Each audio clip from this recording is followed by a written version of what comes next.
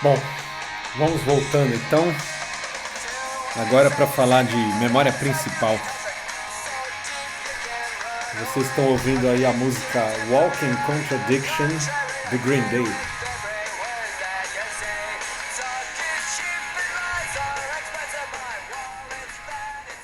Então vamos lá. Então agora vamos falar do capítulo 8, né? Memória principal. Então, vamos ver como que a memória é organizada, né? No computador.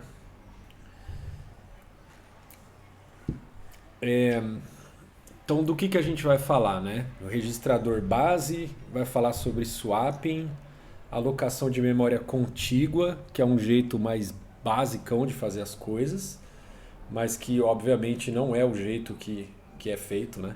Nos computadores modernos aí. Aí depois a gente vai falar de paginação, que é um jeito mais, digamos, engenhoso aí de fazer a coisa. Estrutura da tabela de página e segmentação. Acho que não vai dar para falar tudo aqui nesse vídeo, tá bom? Talvez a gente chegue aqui até a paginação, talvez. Vamos ver o que dá tempo aqui de falar. Objetivos: fornecer uma descrição detalhada de várias maneiras de organizar um hardware de memória.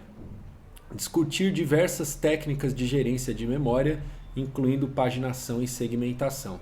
Quando a gente fala organizar o hardware de memória, assim, a nossa matéria é sobre sistemas operacionais, né? Então, é software, né? É organizar logicamente o hardware, assim, né? Não é organizar o hardware. Acho que vocês entenderam aqui a confusão aqui dessa frase, né? Essa coisa de falar organizar o hardware, eu acho que não é uma frase muito boa.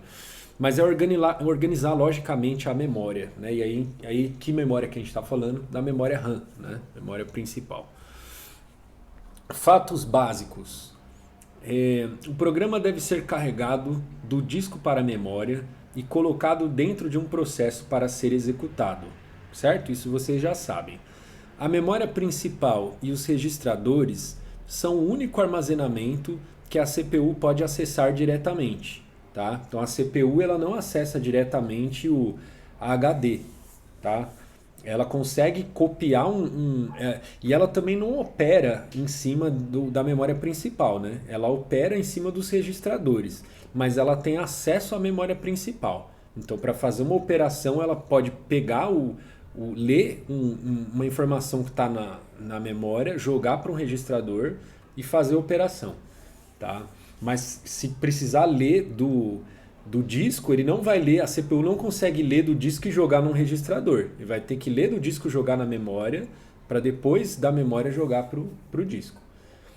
Desculpa, depois jogar para um registrador, né? Acesso ao registrador em um clock de CPU ou menos, tá? Então assim, é muito rápido fazer um acesso a um registrador dentro da CPU, né? A memória principal pode tomar muitos ciclos. Então, isso a gente já mostrou, né? Assim, comparou, né? A velocidade de acessar um cache do processador, a velocidade de acessar o registrador, né? Que é o mais rápido de todos.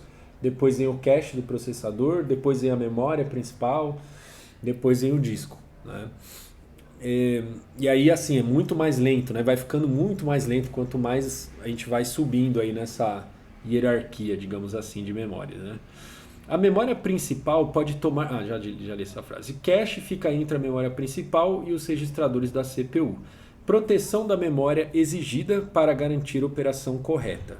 Então, uma das coisas que a gente tem que pensar aqui é em proteger a memória. Então, um processo não pode invadir a área de memória do outro. Senão, né, você está fazendo a tua operação lá, você fala, eu vou pegar o dado que está na posição A da memória e vou somar com o que está na posição B. E aí eu vou pegar o resultado e vou colocar na posição C.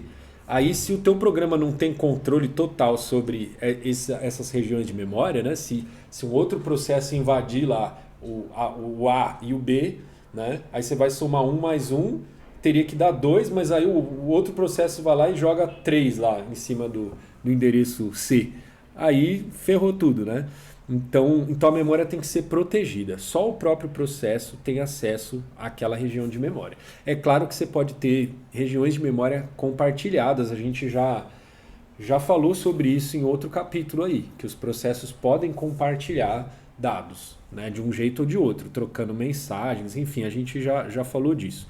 Mas fora essas trocas esse compartilhamento de dados que os processos podem ter, de resto, a memória de cada processo, só o próprio processo pode alterar. E isso precisa ser garantido pelo sistema operacional, certo?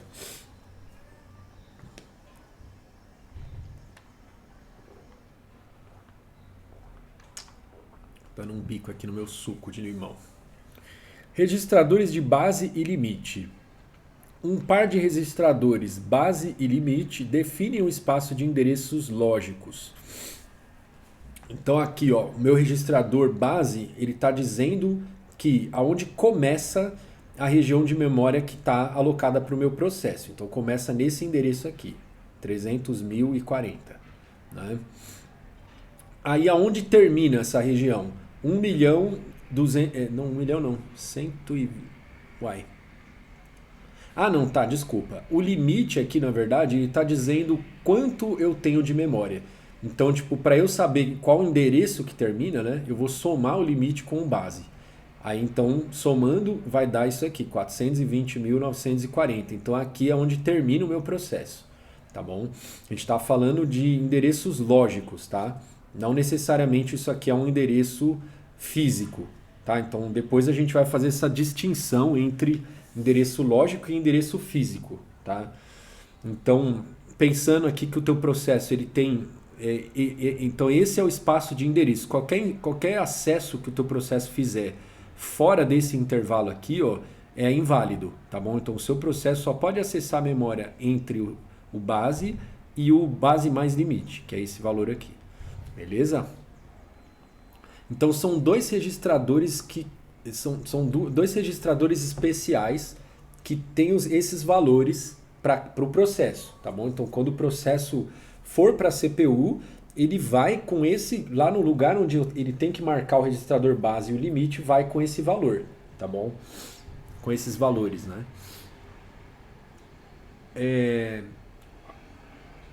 Ou seja, né, tem certas coisas que... não, assim, são registradores, tá? São registradores. Eu ia falar um negócio aqui, mas não vou, não.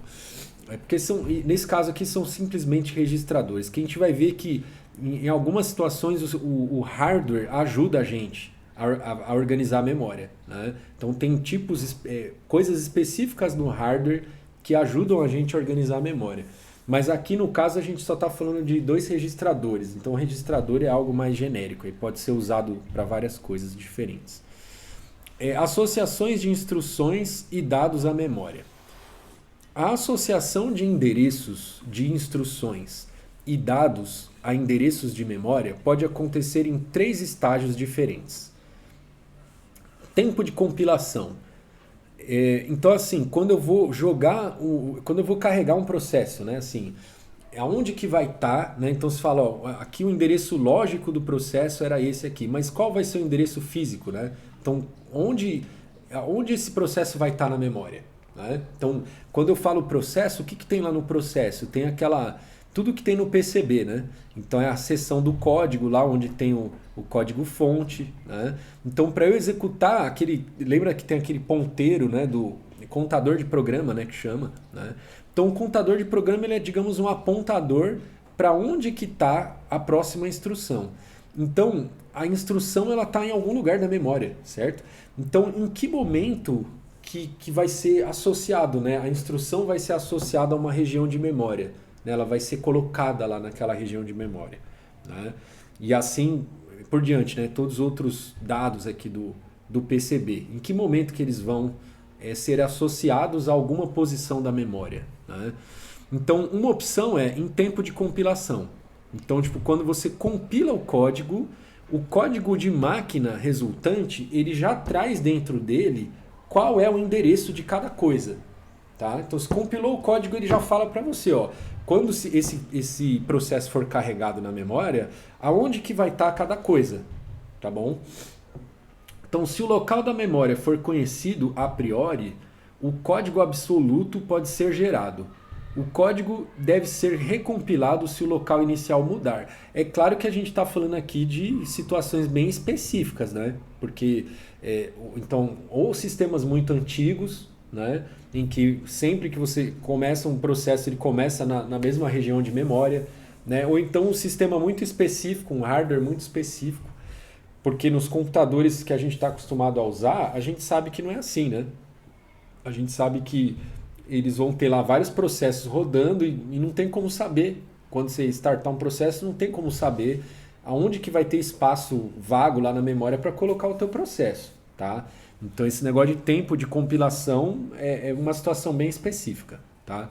Então nessa situação é isso. Compilou o código de máquina já está dizendo tudo lá, ó. Essa coisa aqui está em tal lugar da memória, essa outra coisa está em outro tal lugar da memória. Se isso mudar, você vai ter que recompilar o código, tá bom? Então, tipo, sei lá, se você tinha um sistema bem antigão lá, o DOS da vida, né? Aí o DOS que você tem, a versão que você tem, ele tem lá o espaço fixo do sistema operacional, né, que ele ocupa na memória, e ele sempre vai carregar o processo de um determinado lugar da memória. Tá? Na verdade, eu nem sei ao certo se o que eu estou falando condiz com a realidade. Tá? Eu estou só dando um exemplo aqui meio hipotético. Eu não sei se o DOS funciona desse jeito. Tá?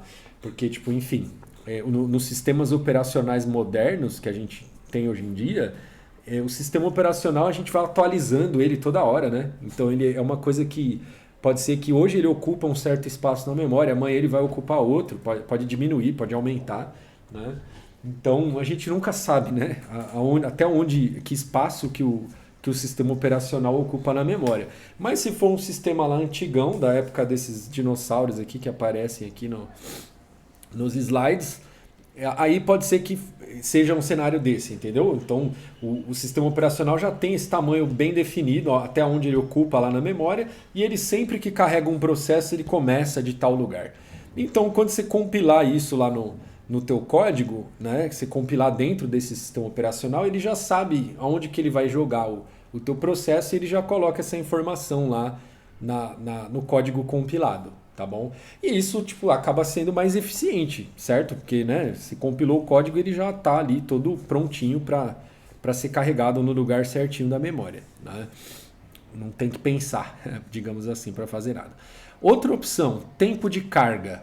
Então isso seria definido só na hora de carregar o teu processo. Então você compilou o processo, ele não sabe ainda em qual endereço que ele vai rodar, né? Qual a região da memória que ele vai ocupar. Isso só vai ser definido na hora que o processo for carregado na memória, né? E carregado ainda não é executar, tá? Então é só carregar. Na hora de carregar ele já coloca lá o PCB, tudo certinho, já tem todo o endereço onde vai estar cada coisa. Tá? Deve gerar código relocável se local da memória não for conhecido durante a compilação. Então esse código relocável então vai ser endereço relativo. Né? Então você fala, o meu processo ele começa, digamos, no endereço 0 e termina no endereço 1000. Aí, tipo, esse 0 e esse 1000 são endereços relativos, que aí depois vai ser mapeado. O 0 do teu processo, na verdade, é a posição 300.040. Né? Então, é o código relocável aqui que ele está falando. Tá bom? Então, assim, não muda tanta coisa. A única coisa que muda é isso, né? Tipo, você não sabe aonde começa o processo. Mas, fora isso, tudo já está definido certinho onde vai ocupar na memória, só que pensando agora em posição relativa, né? E não absoluta. Agora, a terceira opção, tempo de execução. Associação adiada até a execução, se o processo puder ser movido durante sua execução de um segmento da memória para outro. Precisa de suporte do hardware para mapas de endereço, por exemplo, registradores de base e limite. Me dá só um segundo que eu tô com... Preciso suar o nariz aqui que tá escorrendo.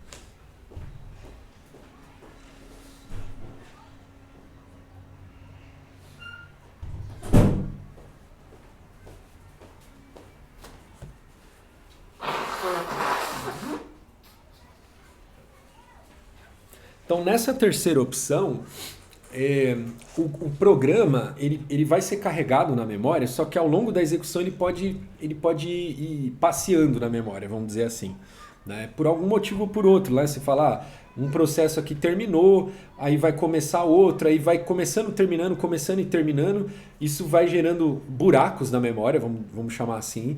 E aí para você reorganizar a memória, né? Porque às vezes a gente vai falar disso em algum momento aqui, sobre essa questão dos buracos da memória, né? Então, às vezes você quer, tipo, alocar um processo grande lá que precisa de não sei quanto de espaço de memória, você não tem esse espaço, tipo, contíguo, né? Você tem, tipo, buracos espalhados, mas não tem o espaço contíguo que você queria. Aí o que você pode fazer? Reorganizar a memória. Então você vai arrastando um processo para lá e para cá, até você ter o espaço contíguo que você precisa, tá bom? Então, para você poder fazer isso, então aí os endereços de memória das coisas que estão lá no teu PCB, né, eles vão mudando ao longo do tempo. Então esse endereço ele é sempre ele tem endereços relativos e ele só vai ser traduzido para o endereço físico real na hora de executar a instrução ou na hora de acessar o dado que tiver que ser acessado. Então você fala, eu quero acessar a posição 10 de memória do meu processo. Qual que é a posição 10 de memória do meu processo?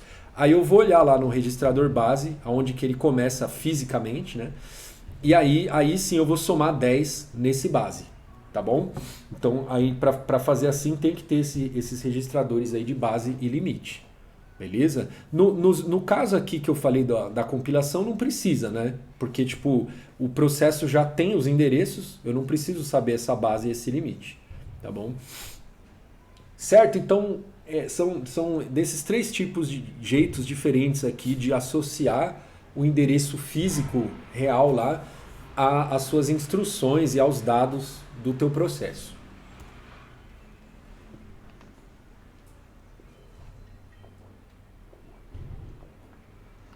Então, isso aqui está uma figura disso tudo, né? Então, tempo de compilação, o tempo de carregamento e o tempo de execução, né? O que é feito em cada uma dessas coisas, né? Então peguei o teu código-fonte, compilei, gerei lá o módulo lá, os módulos lá. Aí depois eu posso linkar esses módulos seus aqui com outros módulos, né?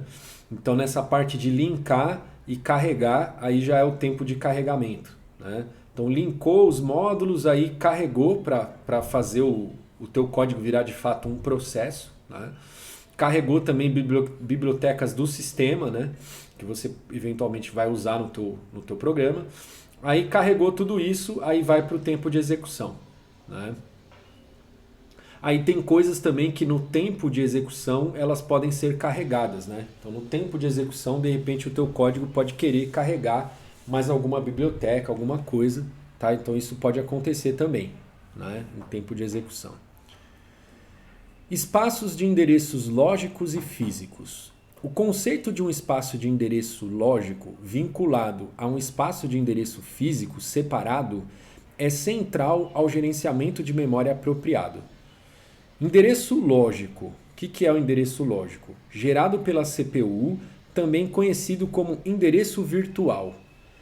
E endereço físico é endereço visto pela unidade de memória. Tá bom? Então, endereço lógico é uma coisa, endereço físico é outro. Tá? O endereço físico é justamente o endereço lá que está no teu pente de memória lá. Tá? O endereço lógico não. Tá? O endereço lógico, depois ele precisa ser traduzido, ele é mapeado para um endereço físico. E aí a gente vai ver que tem formas diferentes de fazer isso. Tá? Formas diferentes de organizar isso. Mas isso é necessário, tá? É necessário para que a gente consiga organizar a memória, tá bom? A gente fazer essa distinção entre endereço lógico e endereço físico, tá bom? MMU, que é a Unidade de Gerenciamento de Memória. Dispositivo de hardware que mapeia endereço virtual para endereço físico. Aí a gente está falando então agora de hardware, né? Então um hardwarezinho que faz esse mapeamento do endereço virtual para endereço físico. No esquema MMU, o valor do registrador, o valor no registrador de relocação é somado a cada endereço gerado por um processo do usuário no momento em que é enviado para a memória. O programa do usuário lida com endereços lógicos, ele nunca vê os endereços físicos. Então, quando o código que você compilou lá, ele fala, tem que somar o número que está na região A, no endereço A, com o que está no endereço B, e aí a resposta vai colocar no endereço C. Tanto A como B como C são endereços lógicos, que foram gerados, né? É que aqui, em algum momento a gente falou aqui que o endereço lógico é gerado pela CPU, né? Agora, na verdade, esse endereço é que tem coisa que é gerada na compilação, né? Eu não sei em que sentido aqui que a gente está falando de endereço lógico que é gerado pela CPU, tá?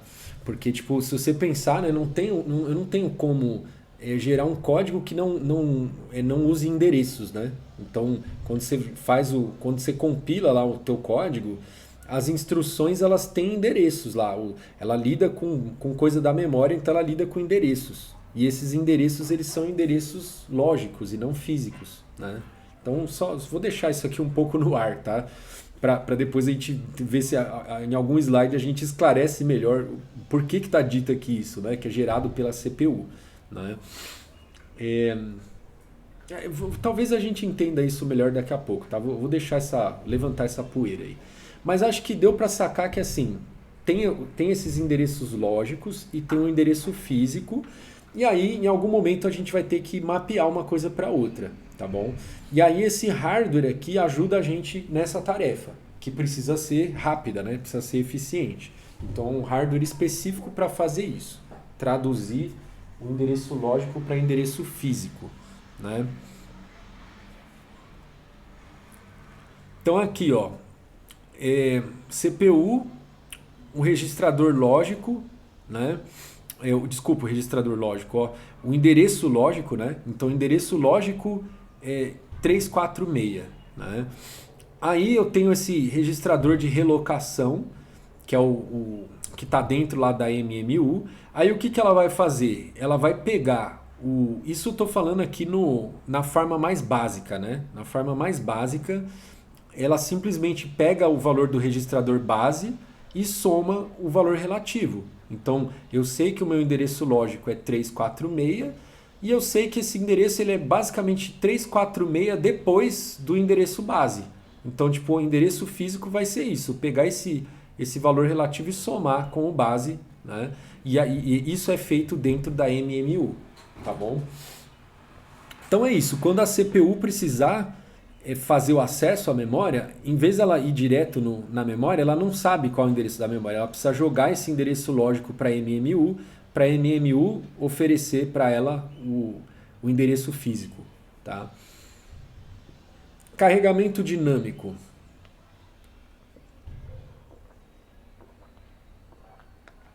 Dá mais um bico aqui no meu suco.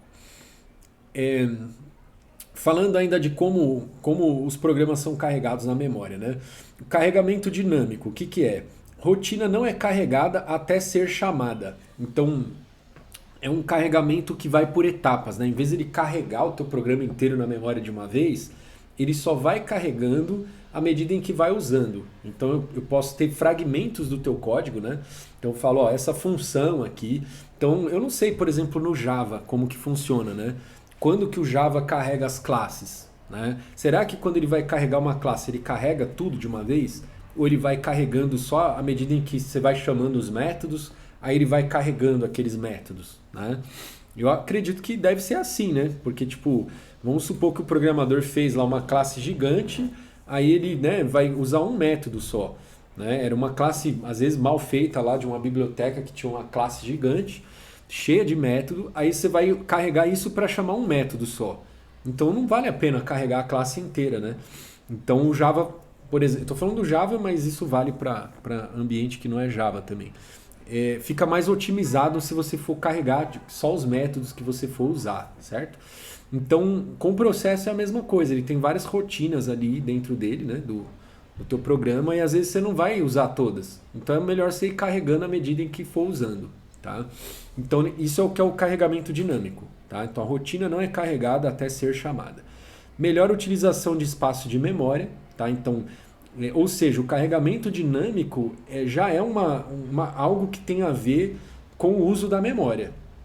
o aproveitamento é otimizado da memória. Então, tipo, se a gente sair carregando tudo na memória, aí, tipo, rapidamente o teu sistema vai estar sobrecarregado. Se a gente fizer um uso mais racional da memória, aí o teu sistema vai, né, vai ser mais eficiente, vai economizar memória, você vai conseguir carregar mais processos ao mesmo tempo, né? Então, é útil quando grandes quantidades de código são necessárias para lidar com casos que ocorrem com pouca frequência, né? Nenhum suporte especial do sistema operacional precisa ser implementado. A responsabilidade do carregamento é do programa do usuário, né?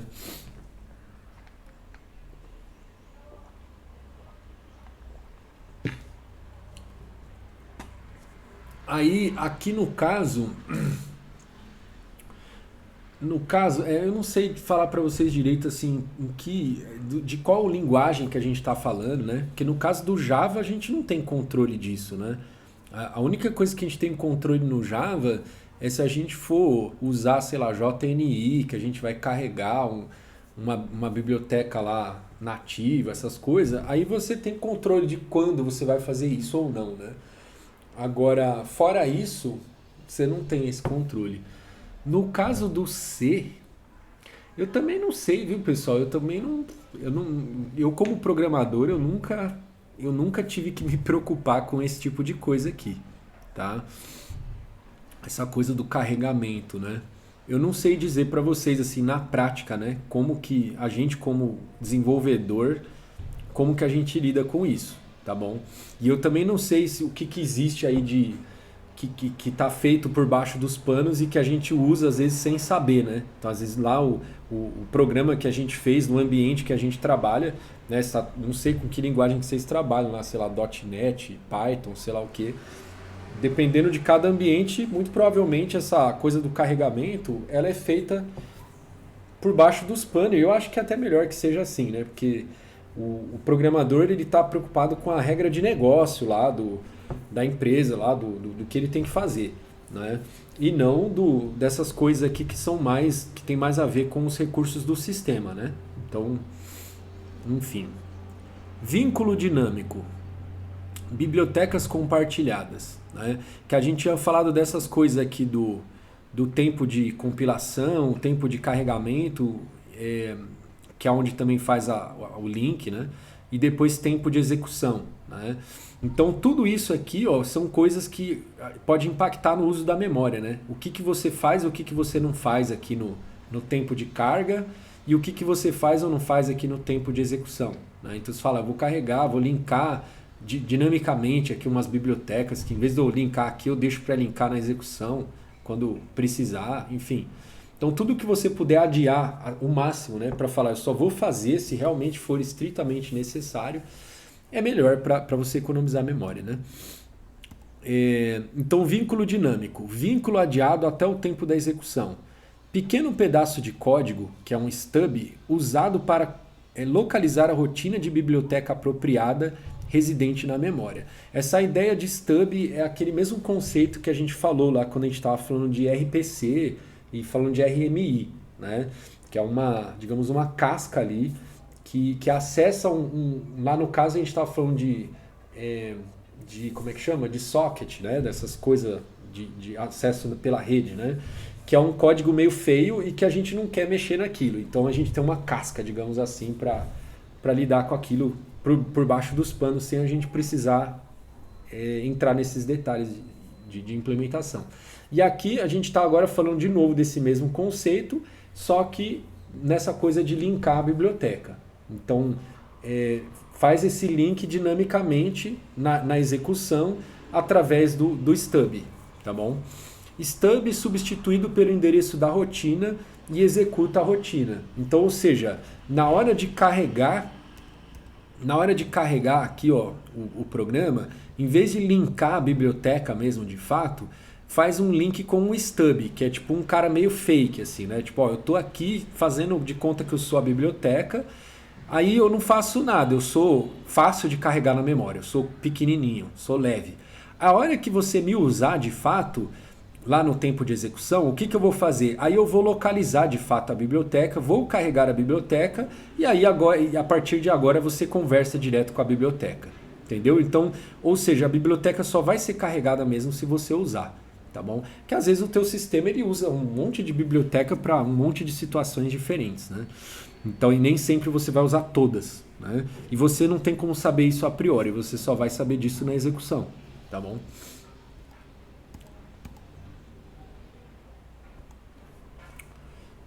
O sistema operacional, o SO é necessário para verificar se a rotina está no endereço de uma memória dos processos.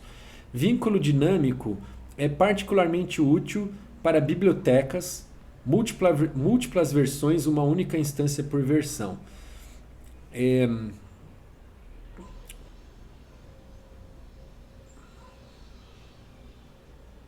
Então é porque assim, né? Você pode ter, assim, né? Aqui no caso, só ler a última frase aqui. Ó. Sistema também conhecido como bibliotecas compartilhadas. Que é assim, né? Aqui, ó, quando a gente está falando de bibliotecas de sistema, o que, que acontece? Não é só o teu programa que precisa carregar essas bibliotecas de sistema. Vários outros programas vão querer carregar as mesmas bibliotecas. Então, tipo, eu vou deixar isso acontecer, tipo, várias vezes, várias instâncias diferentes da mesma biblioteca. Então, isso é coisa redundante, certo? Então, eu estou ocupando a minha memória com coisas redundantes.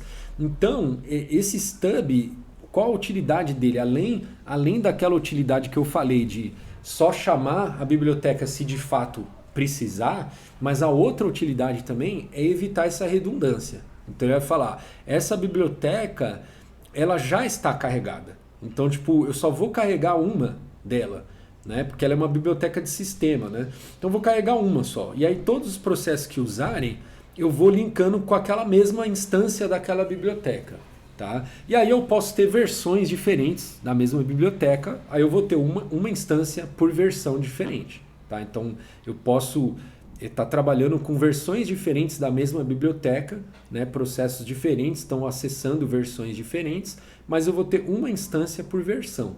Então não vai ter redundância, né? Isso me ajuda a economizar espaço de memória. Certo?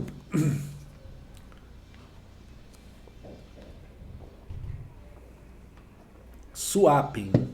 Um processo pode ser trocado temporariamente entre a memória e um armazenamento de apoio, e depois trazido de volta para a memória para continuar a execução. A gente já falou disso também, né? De swapping, né?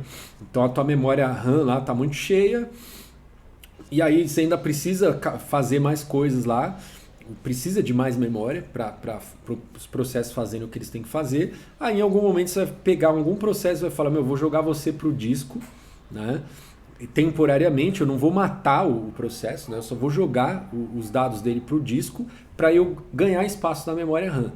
E aí eu vou usando esse espaço para outros processos, tá bom? Às vezes o teu processo ele tem uma região de memória que ele não está acessando, né? Isso a gente vai estudar aí, mais para frente a gente vai ver isso. Então às vezes o teu processo ele tem lá, tipo, sei lá, 10 MB de memória, né? Só que desses 10 MB, em alguns períodos, alguns momentos, alguns bursts lá de CPU, ele está usando tipo uma região aqui de 1 MB. Aí daqui a pouco ele vai para uma outra região de 3 MB, daqui a pouco ele vai para uma outra região de 5 MB. Então, na verdade, ele apesar de ele ocupar 10 MB, ele não precisa de 10 MB. Porque tipo, em algum momento ele está usando uma região de 1 MB, depois outro momento ele está usando uma região de 3, outro momento uma região de 5. Então, na verdade, ele só precisava de 5. Né? Então ele fala, ou no máximo, né? Em alguns momentos 5, alguns menos. Mas então, tipo, você pode deixar só 5 ali para ele. E aí o pedaço da memória dele que não está sendo usado, você pode jogar para o disco, tá? Só que assim, para a gente chegar nisso que eu estou falando, de quebrar o processo desse jeito, né? Tipo, falar um pedaço dele está no disco, um pedaço está na RAM, ainda tem uma caminhada aí pela frente. Vocês precisam entender mais algumas coisas aí. A gente precisa falar de paginação primeiro, tá? Porque a gente está olhando para o processo ainda como se fosse um blocão lá na memória. Aí ou tá tudo ou não tá nada, né? Mas daqui a pouco a gente vai ver uma outra forma de organizar a memória, em que o processo ele vai estar, tipo, despedaçado, vamos dizer assim. E aí você pode ter uns pedaços dele na memória RAM e uns pedaços no disco, tá bom? Então, e aí o swap é isso. Em alguns momentos você vai pegando uns pedaços de memória que você está vendo que não está sendo muito usado, joga no disco para você liberar espaço para os processos que estão precisando usar a memória mesmo, usarem, tá bom? Armazenamento de apoio. O que é, né, o armazenamento de apoio? É um disco rápido, né? Hoje em dia tem os SSDs aí que são bem rápidos, bem mais rápidos do que as HDs, né? Grande o suficiente para acomodar cópias de todas as imagens da memória para todos os usuários. Deve oferecer acesso direto a essas imagens da memória, tá? Então assim, o armazenamento de apoio ele tem que ser grande o suficiente para caber todos os processos, tá? Que aí você vai poder fazer esses swaps aí. E na verdade a gente sabe que a memória de apoio é até muito maior do que isso, né? A memória de apoio ela guarda todos os dados que você tem lá no teu computador. É bem maior do que isso. Então ela é grande, bem grande, e aí o desejável é que ela seja rápida também. Porque se a gente vai usar, né? Porque também assim, conceitualmente, tá? Poderia ter um hardware tipo meio que intermediário, que ele não fosse uma HD, né? Ou não fosse uma SSD, fosse algum tipo, um meio de armazenamento mais rápido do que a SSD, mas que tipo você podia ser caro lá e você não ter tanto espaço, né? Então você podia ter um hardware intermediário meio que só para servir de apoio, vamos dizer assim. Então conceitualmente, o que seria esse hardware de apoio? É um hardware que cabe o suficiente aí para o espaço de swap que você quer ter. E que ele tem que ser o mais rápido possível, né? Dentro das suas possibilidades aí de pagar o negócio, né? A parte principal do tempo de swap é o tempo de transferência. O tempo de transferência total é diretamente proporcional à quantidade de memória trocada. Então toda vez que você joga para armazenamento de apoio, depois joga de volta para RAM, essa transferência, né, é o tempo que você gasta aí no swap, certo? Então é por isso que o armazenamento de apoio precisa ser bem rápido. E a memória RAM também, né? Aí aqui a figura, né, do swap, né? Então o swap out é quando eu tiro o processo da memória RAM e jogo pro armazenamento de apoio, e o swap in é quando eu pego o processo do armazenamento de apoio e jogo para a memória principal. Tá bom? Aqui a gente está vendo o processo como um todo. Depois a gente vai pegar fragmentos do processo, né? Que a gente vai chamar de páginas, né? Vai pegar páginas, então vai fazer swap de páginas e não swap do processo todo, tá? Alocação, tô dando spoiler, né? Tô dando muito spoiler. Alocação contígua, alocação dos dinossauros, né? Memória principal normalmente em duas partições. Sistema operacional normalmente mantido na memória baixa, processos do usuário mantidos na memória alta. O sistema operacional, como ele é o primeiro que começa, né, lá no boot, né, então ele sempre vai ser carregado no mesmo lugar da memória, né, e aí esse lugar é chamado de memória baixa, né, que são os primeiros endereços lá, mais perto do zero, né, e o resto é o que a gente está chamando de memória alta. Registradores de relocação usados para proteger acessos do usuário um do outro e de alterarem o código e dados do sistema operacional. Registrador de base contém valor do menor endereço físico. Registrador de limite contém intervalo de endereços lógicos. Cada endereço lógico precisa ser menor que o registrador de limite. A MMU mapeia endereço lógico diretamente, ou dinamicamente, ao endereço físico, né? Então é isso, na alocação contígua, né, que a gente está assumindo que o processo ele começa no endereço, sei lá, endereço X, aí vai, endereço 1000, sei lá, e vai até o 1500. Então todos esses endereços dentro desse intervalo pertencem àquele processo, né? E aí, tipo, essa coisa do registrador base e limite é para proteger. Então, o sistema operacional, sempre que ele for fazer um acesso à memória, ele vai olhar, ele vai checar, né? Ele vai falar, ó, esse processo aqui, ele está querendo fazer essa instrução.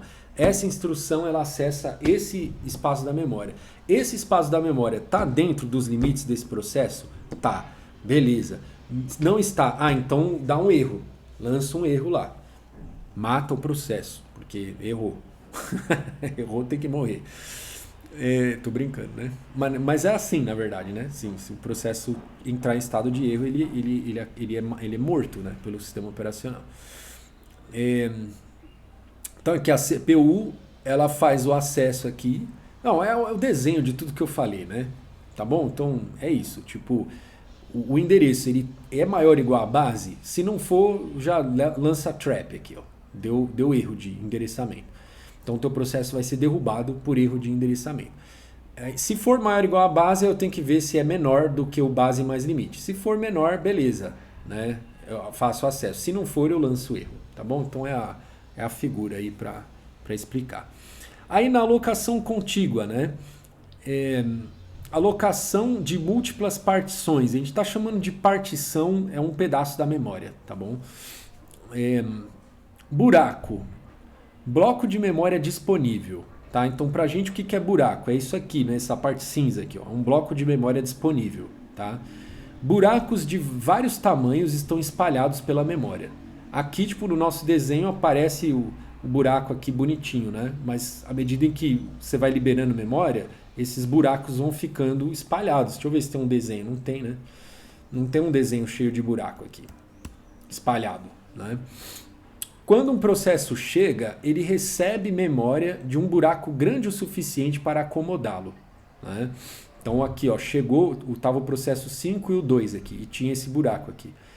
Aí, não, tinha isso aqui, né? Tava assim, né? Tava tudo ocupado. Aí terminou o 8, aí gerou esse buraco aqui. Aí chegou o 9, ele foi alocado dentro desse buraco, e aí sobrou esse outro buraco. Aí chegou o 10, ele foi alocado dentro desse buraco aqui, aí sobrou esse buraco aqui, né? O sistema operacional mantém informações sobre partições alocadas e partições livres. Tá? Então ele vai ter uma lista ligada lá, sei lá, alguma estrutura que me fala onde começa e onde termina cada buraco. Né? E onde começa e onde termina cada processo. Né? Certo? Que são as partições alocadas. Né? E as livres são os buracos, certo?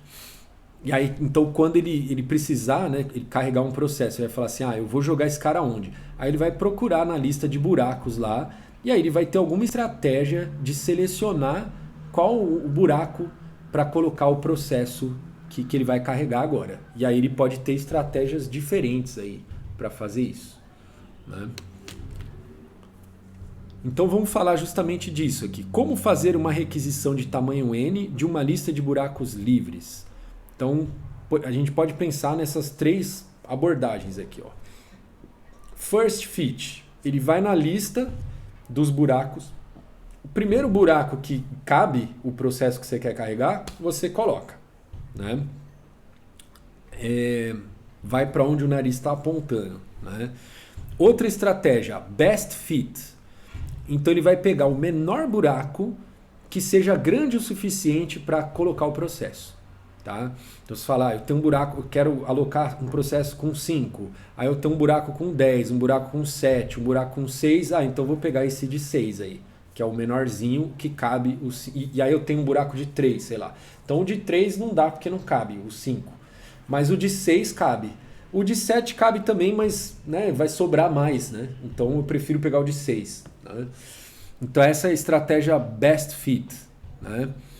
Aí a consequência aqui da estratégia best fit é que ela produz como resultante um buraco menor, né? Tipo, já que eu peguei o menor buraco para caber o meu processo, o que vai sobrar vai ser um novo buraco, né? E aí essa sobra ela vai ser bem pequena, porque eu escolhi um cara, né, que era o menor possível para caber o meu processo. Então quando eu colocar o processo, o que sobrar vai ser bem pequenininho, né? O worst fit é justamente o contrário. Eu pego o maior buraco e coloco o meu processo. Aí a hora que, né, então o que vai sobrar disso vai ser grande, certo? Então toda vez que eu alocar usando o worst fit, o que sobra lá do buraco onde eu coloquei o processo vai sobrar um buraco maior, né? Quando for o best fit vai sobrar um buraco menorzinho, né? E aí resta saber o que é melhor, né, como estratégia, né? Então, é claro que assim, né? First fit parece não ser uma boa estratégia. É meio que não ter estratégia, né? É pegar e fazer de qualquer jeito. Agora, qual dessas duas estratégias aqui é melhor, né? E é claro que você poderia pensar em outras estratégias também, né?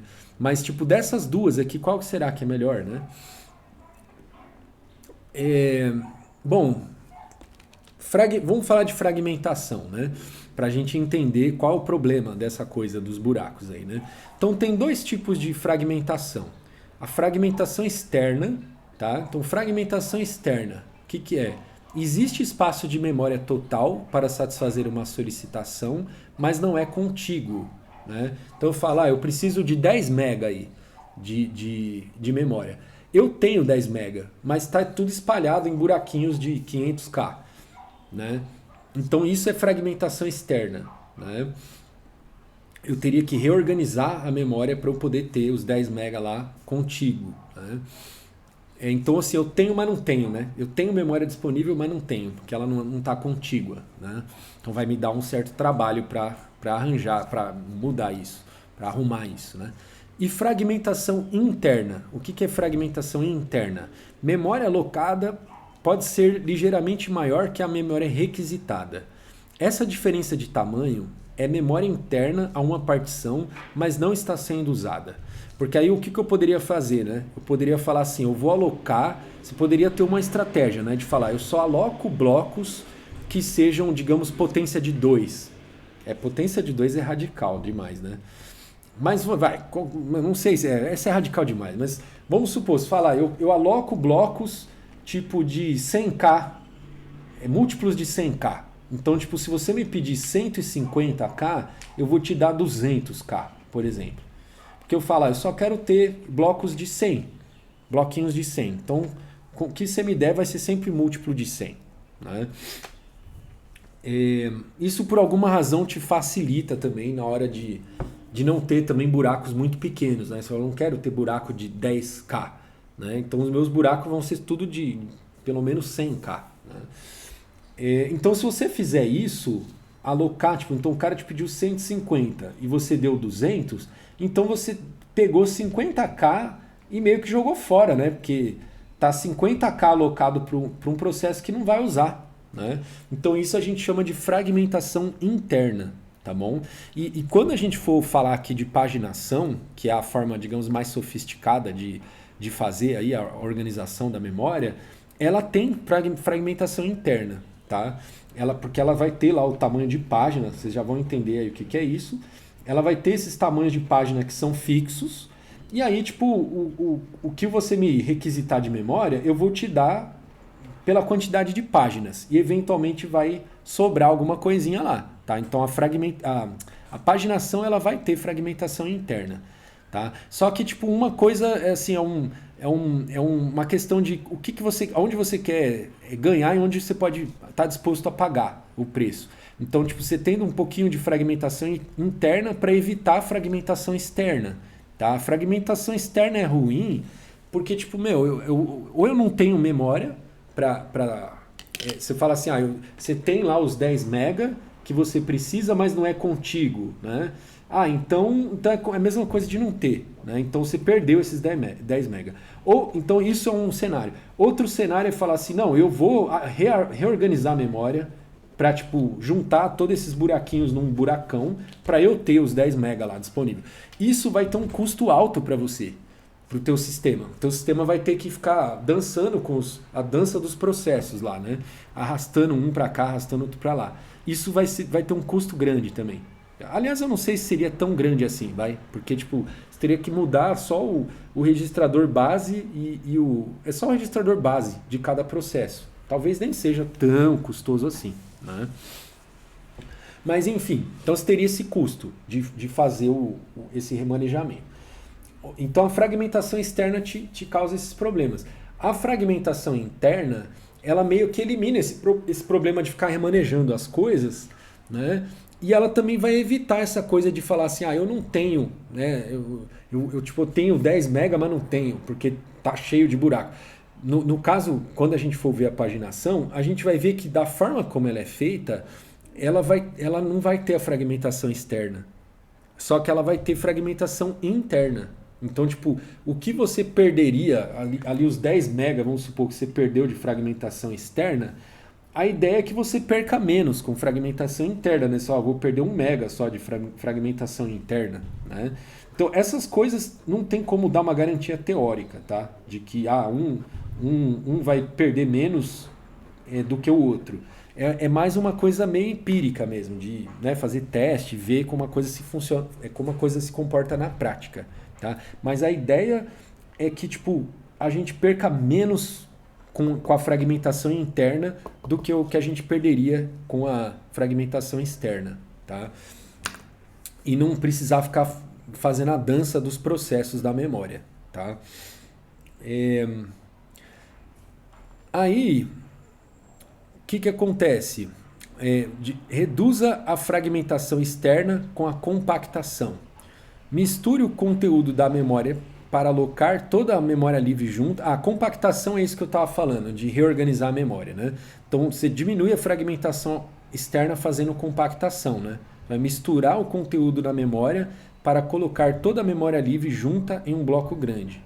A compactação só é possível se a relocação for dinâmica e é feita em tempo de execução, tá? Então, mas tudo bem, aquela coisa do endereço ser chumbado na compilação, ou então ser chumbado no tempo de carregamento, ou tempo de carga, sei lá qual que é o mais correto falar, isso aí não é muito comum, tá? O mais comum é o endereço ser vinculado ao negócio, à instrução, ou o dado lá, em tempo de execução. Então até aí tudo bem, tá? Fazer então essa compactação, tá? Quanto a isso não tem problema. Agora vamos começar a falar de paginação. Na verdade, assim, cena dos próximos capítulos, né? Que eu tô vendo aqui que a gente já tá um tempinho aqui já, né? Deixa eu ver aqui, ó, já tá com 50 minutos. Então não vou começar na paginação não, porque aí vocês ficam curiosos aí, tá bom? Que acho que a paginação eu acho esse capítulo também um dos capítulos mais legais aqui do livro. E justamente por causa da paginação. Eu acho que a paginação não é um conceito tão óbvio assim. Antes da gente estudar, eu pelo menos não tinha me ocorrido que a memória do computador funcionasse desse jeito. Então a aula que vem eu falo da paginação. Tá bom, pessoal? Abraços aí, boa semana para todo mundo. Tchau, tchau.